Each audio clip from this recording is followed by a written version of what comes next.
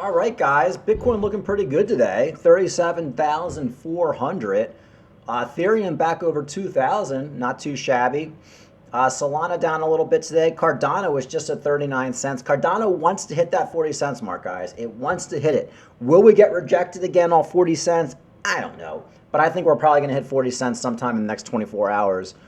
For Cardano, hey, maybe we already did. I don't know. Maybe we already hit it last night and got rejected. I can't follow all this stuff.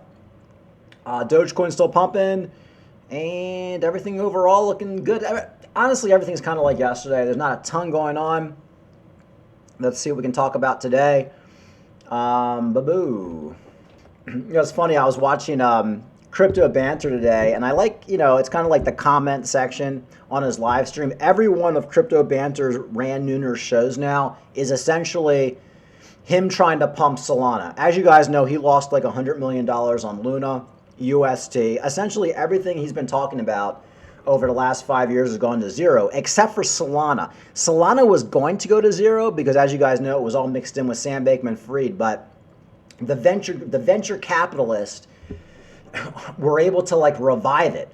And of course, Rand Nooner is one of the venture capitalists, and he's just kind of, all he does is talk about Solana. But I was reading the comments, and you hear a lot of the comments are just making fun of him for only talking about Solana. This one guy says, is this another 40-minute Solana advertisement? It's just like, it makes me happy when people are starting to catch on to the scam. Like, with Rand Nooner, he's been running this racket for the last 4 years. And I feel like with him now, people just don't take him seriously anymore. And that makes me happy. It makes me happy when scammers aren't taken seriously. One thing I want to talk about is, in preparation going into this next bull market, which by this time next year, we should be full-fledged bullish. Everything should be going crazy. Even before that, probably in the next 6 months. I found this article, 70% of Bitcoin addresses are dormant for a year. 5 things to know in Bitcoin this week. A lot of people right now are in profit on Bitcoin, and a lot of people have actually been holding their Bitcoin for many, many, many years. A lot of people got in at $20,000. A lot of people got in at $500. A lot of people got in at, $15,000 last year. And people have a certain number in their head. And they have a number in their head where they're going to sell all their Bitcoin and crash the price probably like 90%. And that's probably what's going to be the catalyst which sends us into the next bear market. Now, I know it's a little bit early to be talking about this, but you have to realize this in the back of your head. Because almost everybody you talk to about Bitcoin, they're like, I'm holding it forever. Oh, I'm never selling it. It's the next currency. Oh my God, I'm holding Bitcoin for 20 years, 30 years, then I'm passing it on to my kids. The one guy who always comes to mind with me is Michael Saylor. Michael Saylor got into Bitcoin very, very late. I mean, he got into Bitcoin like a year ago, 2 years ago. He's been all over the place. At this point now, he's kind of in profit on Bitcoin. So Michael Saylor's massive Bitcoin bet crosses $1 billion in unrealized profit. Saylor's business software company, MicroStrategy, held more than $158,000 Bitcoin as of Friday, which was a couple of days ago. If you ever listen to an article or an interview with Michael Saylor, he talks about he's going to hold it forever. The dollar's dead. Dollar's going to zero. He'll never get back into dollars. He just loves his Bitcoin. But I call bullshit on that 100%. And I know a lot of people don't. There's no question in my mind that Michael Saylor is no way in hell going through another bear market in Bitcoin.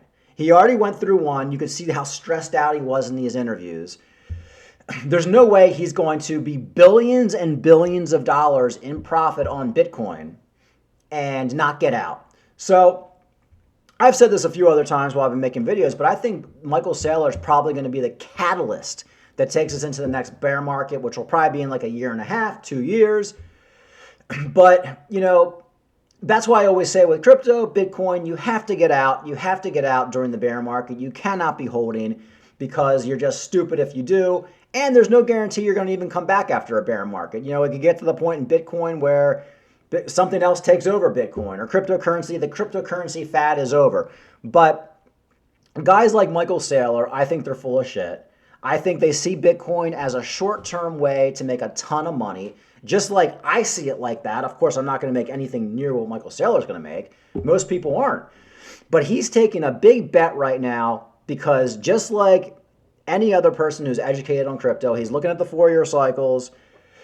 He knows Bitcoin's going to go up going into the next bull market, and he knows he can probably 10, 20, 30x his Bitcoin holdings. So I guess my point is, like, all these guys who say they're holding Bitcoin forever, all these smart guys, you see a lot of dumb people who say that, and they probably will hold their Bitcoin forever.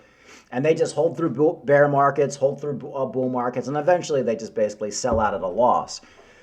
But when you hear these smart guys like Michael Saylor saying they're going to hold their Bitcoin forever, I just don't believe it. But it's not just Michael Saylor. You know, like I said, this article talking about how all these Bitcoin addresses are dormant. Yeah, they're dormant until people decide to sell. And what's going to happen is people are all going to decide to sell at the same time. I don't know what that magic number is. I'm going to pick a round number. Like everybody's calling for what, $120,000 Bitcoin this next bull market.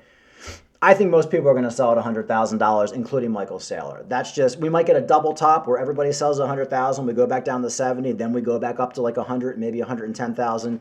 But there is a number where all these dormant addresses, if you're not planning on selling your Bitcoin, yeah, your address is going to be dormant. Like I haven't touched my hardware wallet in like a year and a half. Does that mean I'm planning on keeping my theta forever? No, I'm just, why would I even open up my hardware wallet to look at my theta? Because I'm not going to sell it. It's at like all-time lows, or my Bitcoin or whatever. But my point is, one day all these addresses are going to open up.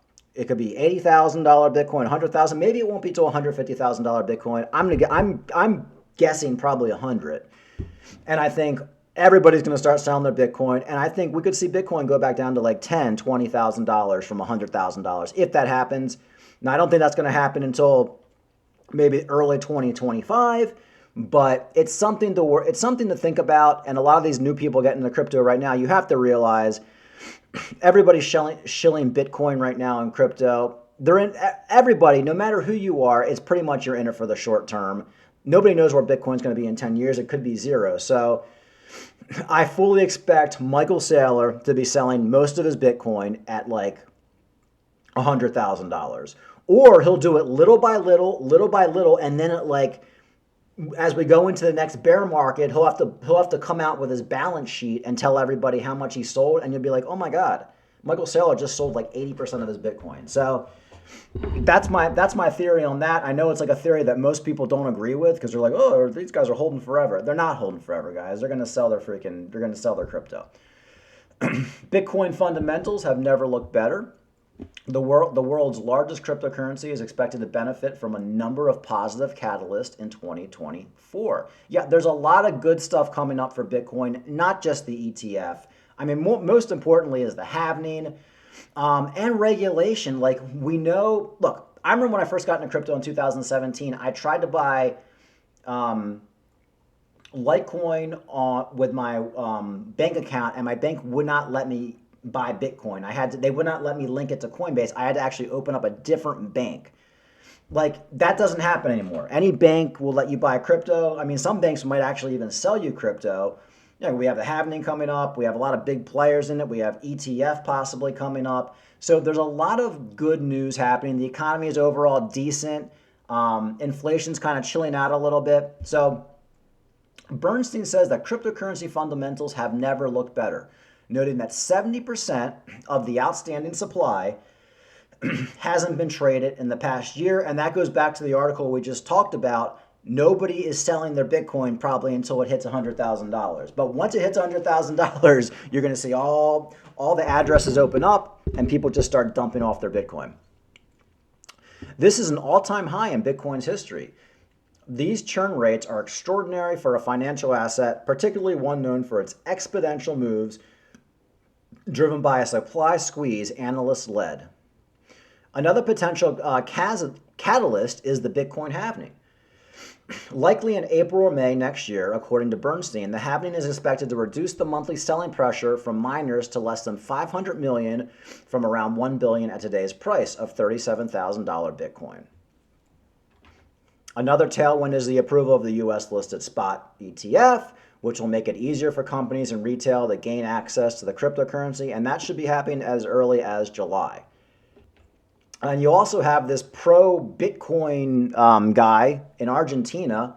Apparently, Argentina's like inflation rate went up to like, I don't know, like hundreds of percent. Like their currency is like zero, and people are fed up. So they voted for this like rock star guy, Javier Milei. Election wins boost Bitcoin price, which could be one reason that Bitcoin is pumping, because he's really big into getting off of their currency and basically getting into Bitcoin.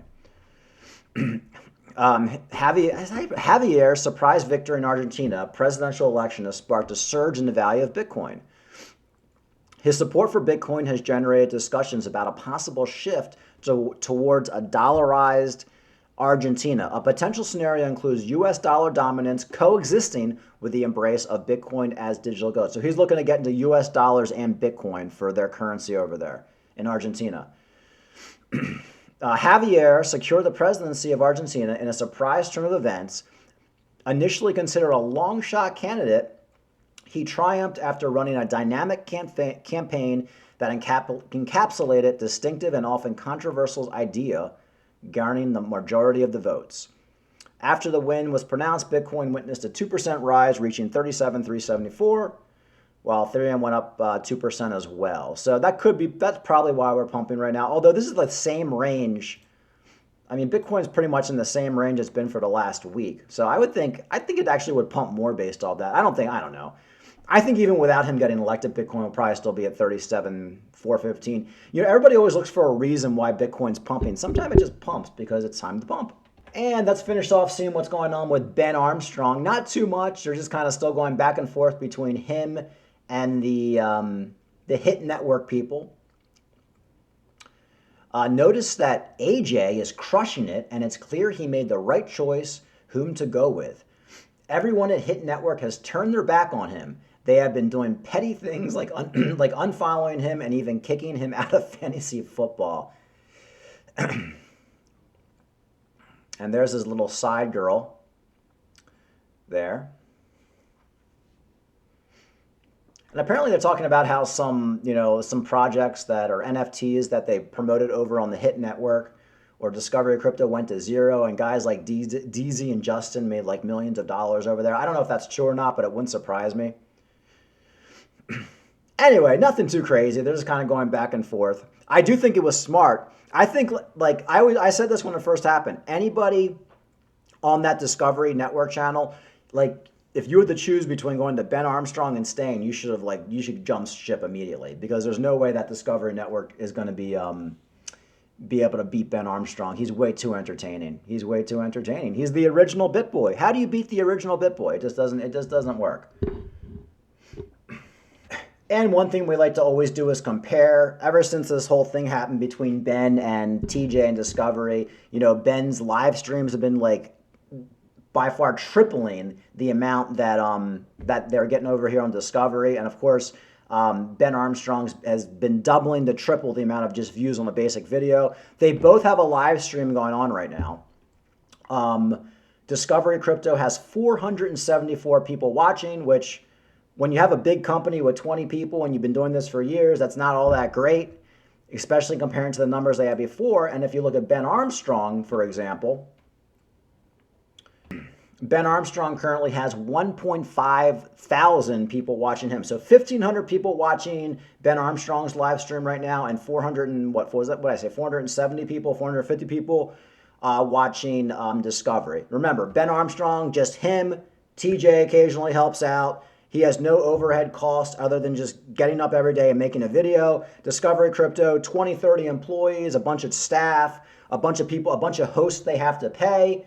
And Ben Armstrong is absolutely killing it. So while they're all scammers, I think Discovery Crypto made a very, very bad decision. TJ and all these guys getting rid of Ben, even though he was annoying, he was a crackhead, he was a pain in the ass to work with. I don't get it, guys. I mean, to think you can survive without Ben Armstrong when he created the channel, he is the original Bitboy. It almost also reminds me of like 2.5 Men. Remember that show 2.5 Men with Charlie Sheen? And they got rid of Charlie Sheen because like he got a little crazy. And I'm thinking to myself, just keep the guy. He's like putting you guys for number one. You just can't put up with Charlie Sheen for like a little bit. You guys are raking in the money. And I think Charlie Sheen said something offensive. So they got rid of him. And like within a month, the show goes off the air. And remember when Roseanne came back and like Roseanne said something like they found to be offensive, which was true. I love Roseanne. So they get rid of her. They kill her off on Roseanne. And then like within a month, the show goes completely, like the show is like gone. You can't, this is like test of time. You can't get rid of the founder and the talent and think you're going to survive. And that's what they did over there on Discovery Crypto. And I love watching them rot at this point. And they're just not very entertaining over there. Ben Armstrong, yeah, don't take his advice. He's crazy, crackhead, reality show, but goddamn, he's entertaining. All right, guys, that's it. Like and subscribe. Talk to you later.